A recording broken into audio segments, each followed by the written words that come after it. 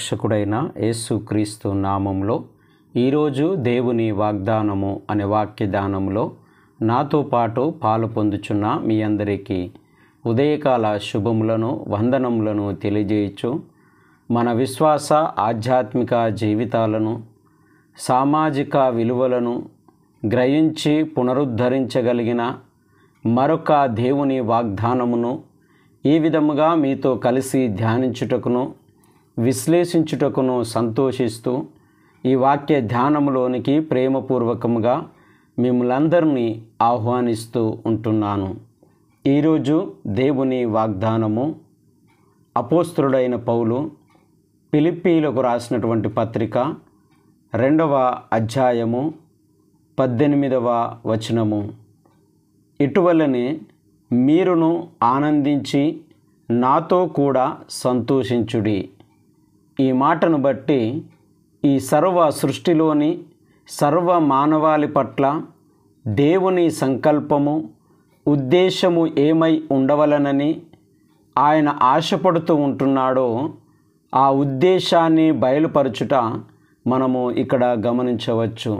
స్నేహితులారా, ఈ విధముగా దినదినము అందించబడుచున్న ఈరోజు దేవుని వాగ్దానము అనేటటువంటి వాక్య భాగములు అనేకులకు అందించబడాలనేటటువంటి ఆశతో ప్రార్థన చేస్తూ ఉంటున్నాను.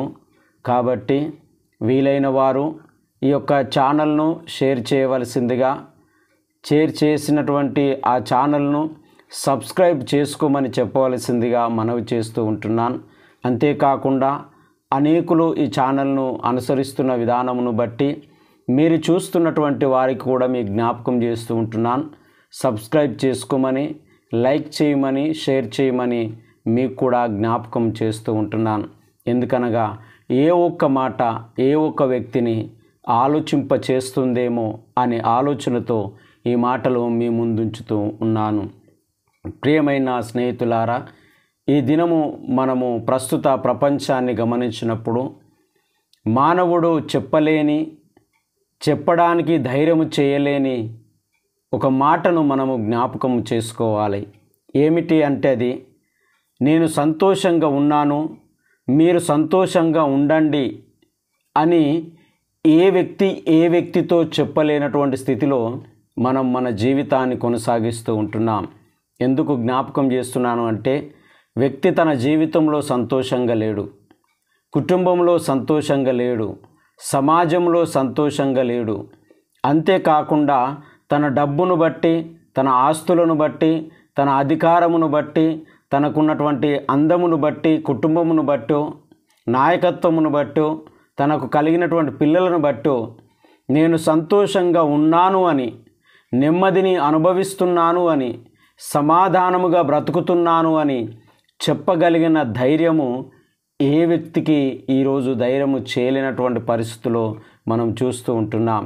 నిజమే, మన జీవితాల్లో నేను సంతోషంగా ఉన్నాను, నేను నెమ్మదిగా ఉన్నాను, నేను సమాధానమును అనుభవిస్తున్నాను అని చెప్పగలిగినటువంటి స్థాయి మనకెప్పుడు దొరుకుతుంది అనే మనం ఆలోచన చేసినప్పుడు, ప్రియమైన దేవుని విశ్వాస సమూహమా, ఇక్కడ జ్ఞాపకం చేయబడుచున్నటువంటి మాటలను కొన్ని మీ ముందుంచాలని ఇష్టపడుతూ ఉంటున్నాను. ఎందుకనగా ఈ ఫిలిప్పీలకు రాసినటువంటి పత్రిక యొక్క కేంద్రము కానీ ఉద్దేశము కానీ ఏమై ఉన్నది అంటే, నేను సంతోషంగా ఉన్నాను, మీరు సంతోషించండి, లేదా సంతోషానికి కేంద్రమైనటువంటి పత్రికగా ఈ పత్రిక రాయబడ్డది. ఈ మాటలు చెప్పుటలో యేసుక్రీస్తు యొక్క జీవిత విధానమును కూడా మీ ముందు ఉంచి ఆలోచింప చేయాలని ఆశపడుతూ ఉంటున్నాను.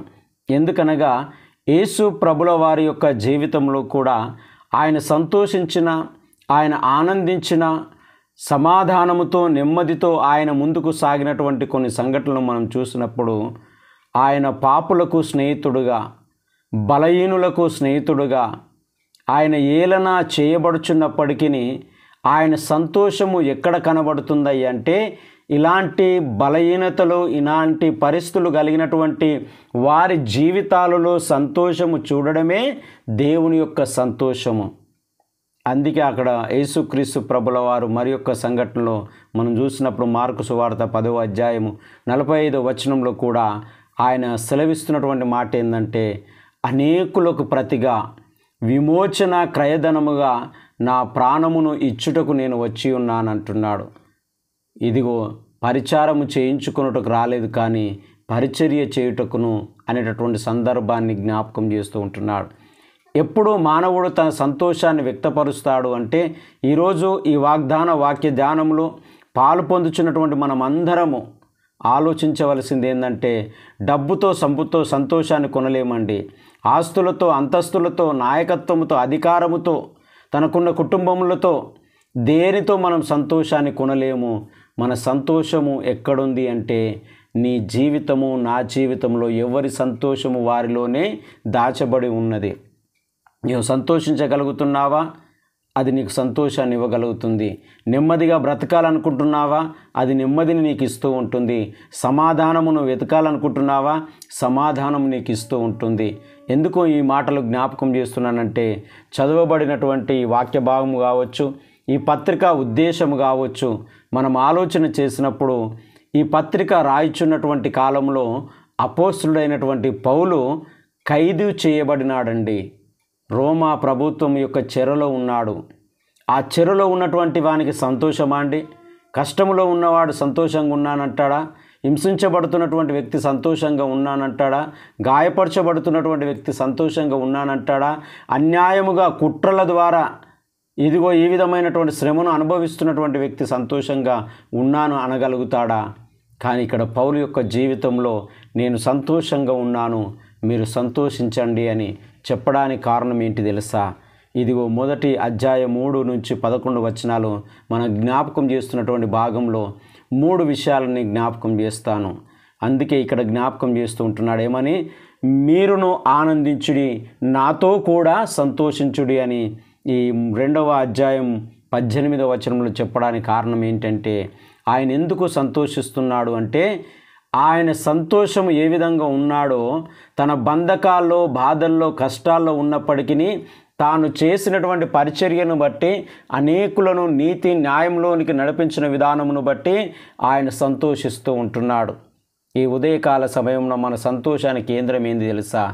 ఏ ఒక్కరి బ్రతుకునైనా మనం మార్చగలిగినప్పుడు నిజమైన సంతోషం మనకు కనబడుతుంది.